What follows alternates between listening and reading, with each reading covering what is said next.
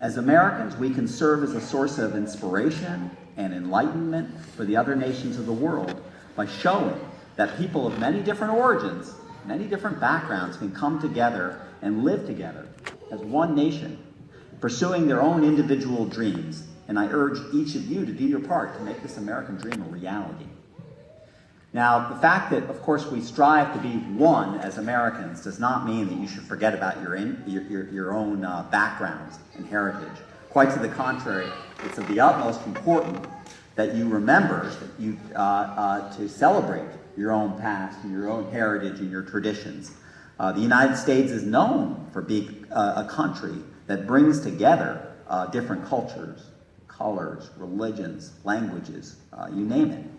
As you remember your heritage, practice your own traditions, and most importantly, share them with each other.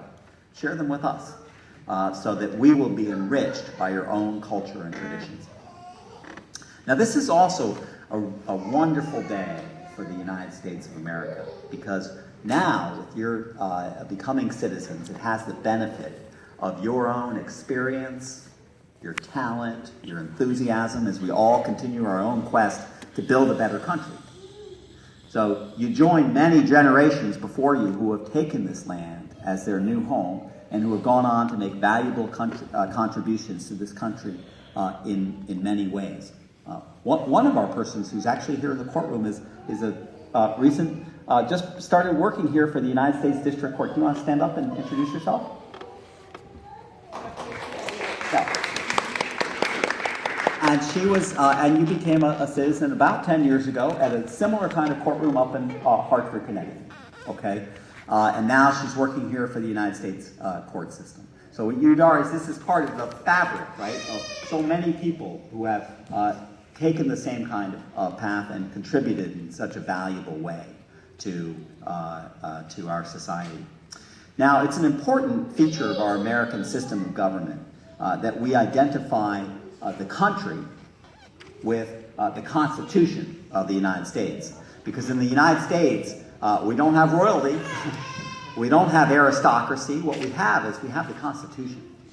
And the oath that binds you to this country is not an oath of loyalty to a particular person or to any form of particular government or governmental authority. It's an oath of fidelity to that great document, the Constitution of the United States, by which our country was founded and which is the source of our historic rights and liberties. So the Declaration of Independence, which I know you all also studied, it announced that all people are created equal, but it's really the Constitution that enforces that principle. It's the Constitution that protects you and your loved ones by guaranteeing you equal rights to pursue your own dreams and aspirations without regard to your race, your religion, your station in your life, or your beginnings. So in this very courtroom, there are many times when people come into this courtroom seeking to enforce rights under the Constitution. So it's a dynamic ideal in terms of what the Constitution promises us as people. So always remember that the very first 7 words of the Constitution are, we the people of the United States, right?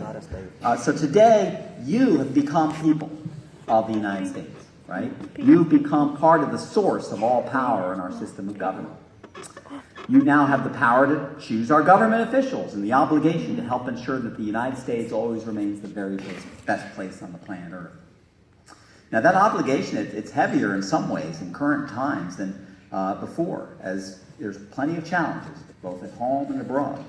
And I hope that each of you will do your part to make sure that our country is protected from anyone who might harm it, but at the same time working to preserve the very liberties that make this country so great.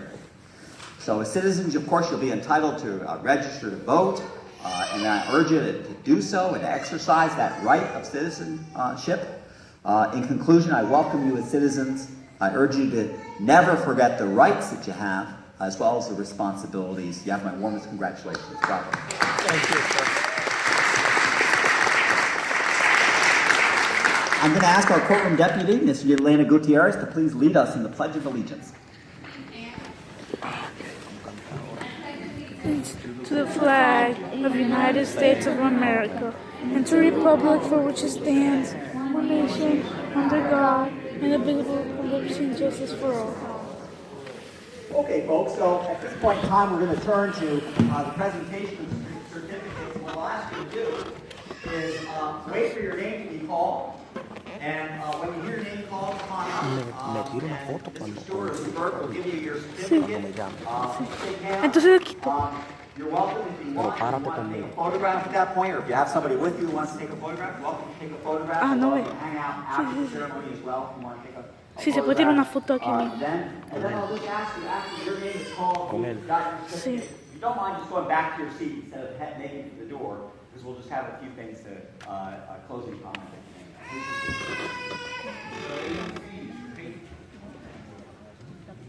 Congratulations. Very well done.